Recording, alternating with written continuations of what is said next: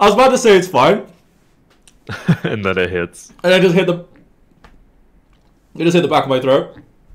Oh god. Behavioral principles. There are a lot of them, hundreds in fact. But part of being a good behavioral scientist is knowing your behavioral principles well. So in order to thank you guys for 10,000 subscribers, we came up with a fun challenge where I tried to guess as many different behavioral science principles as possible. Here's how it worked. I made a deck of virtual flashcards. Each card had the behavioral principle on one side and then the description of that principle on the other side that was taken from behavioraleconomics.com. I then gave them to my friend George to read to me. He would read me the description of the principle, being careful not to say the name of the principle if that was mentioned in the description of it, and then I would have to try and guess the name of the principle that he was describing. He reads the description, I try to name the principle. Pretty straightforward, right? But there's a catch. You see, if I got any of these answers wrong, I would then have to spin the Wheel of Punishment. Now, on this Wheel of Punishments, there were quite a few that were pretty unpleasant, but not necessarily catastrophic. You know, do 10 push-ups, eat a normal chili, eat a cookie that has crickets in it, so on and so forth. But there was one punishment on this wheel that I really didn't want to get, and that was The One Chip Challenge. So if you don't know what the One Chip Challenge is, it's basically an extremely spicy Dorito. It's made with scorpion chili and Reaper chili, which are two of the hottest chilies in the world. And it just so happened that this new 2022 version of the One Chip Challenge, it also turns your tongue blue. How fun. So I really didn't want to get the One Chip Challenge. My spice tolerance I would describe as like average at best. So that's the setup. Here's what happened when we actually started. So it started off really well. I was getting a few right. I was feeling really good about myself.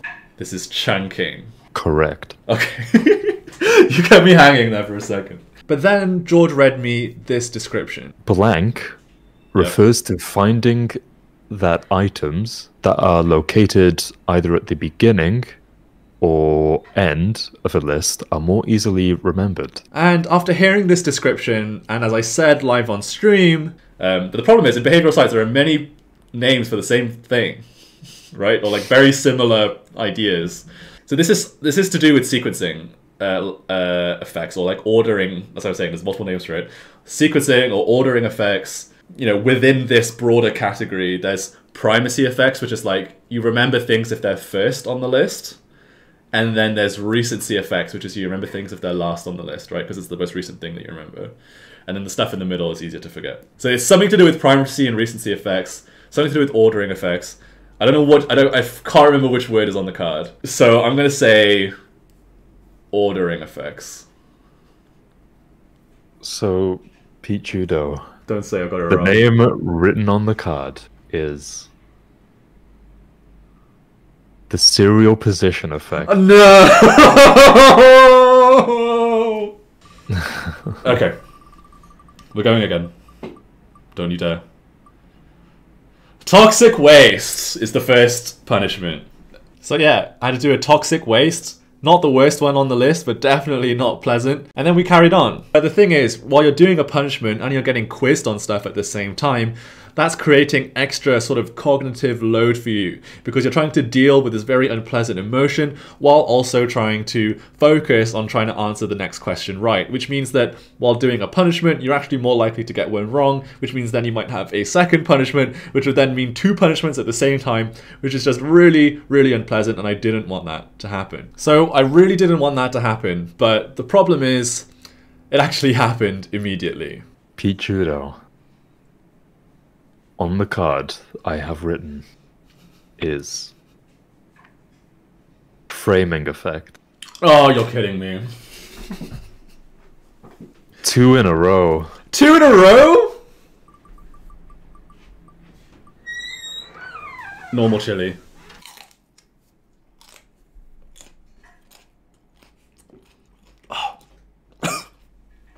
So as time went on, I hit a few more streaks of good answers. Correct. Okay. Thank goodness you read it again, because I was like, confirmation? I really didn't know. But I also got a few more wrong. And every time I spun that wheel, I got more and more nervous that I was going to get the One Chip Challenge. It didn't come immediately. I ended up doing a few sets of push-ups and also really struggling with just a regular normal chili, which should give you a barometer about how my spice tolerance really is. And after getting a few more right, George then gave me this description. One of those effort-reducing heuristics is referred to as blank. When it is applied, decision makers gradually reduce the number of alternatives in a choice set. For example, a traveler may first compare a selection of hotels at a target destination on the basis of classification, eliminating all hotels with fewer than 3 stars.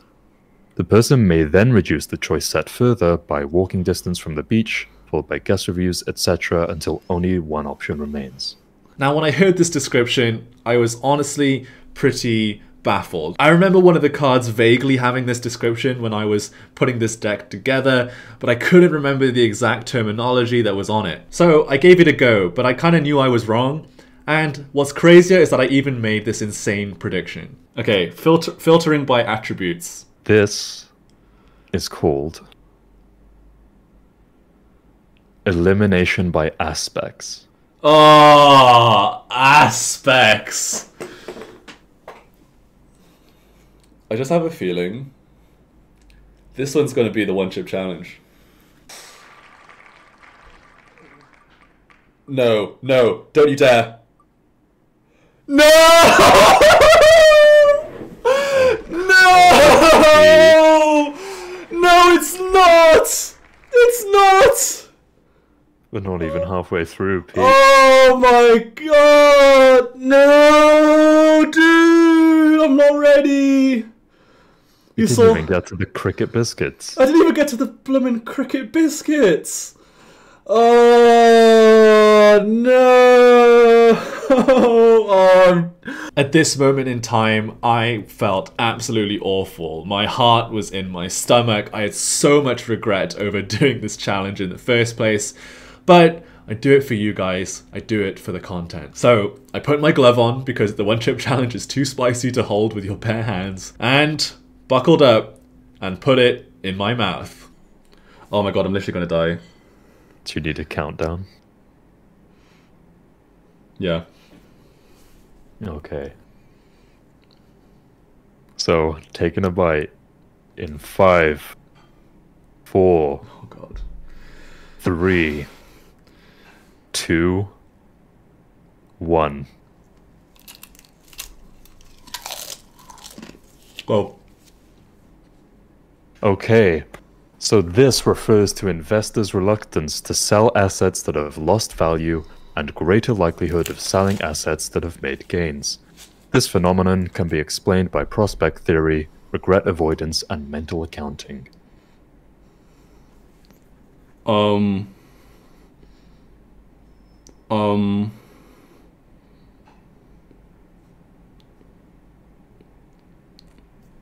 not here.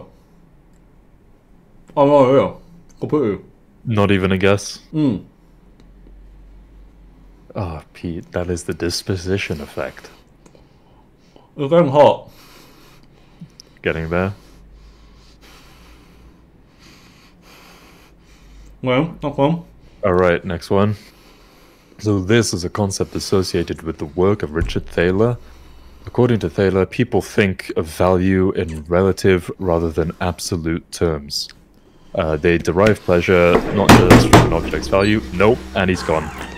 He's done. Couldn't hold out. That was... hasn't even gone for the milk or the ice cream. It was just too much.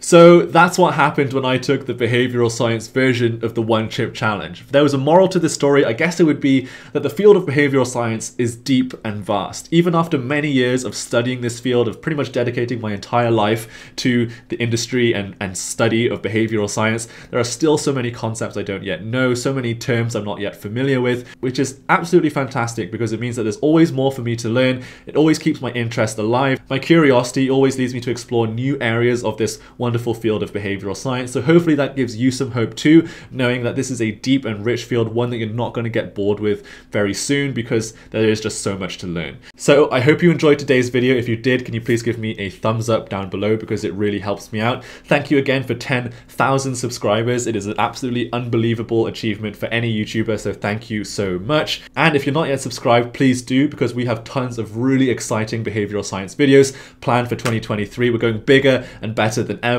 So hit that subscribe button down below, and I'll see you guys in the next one. Bye bye.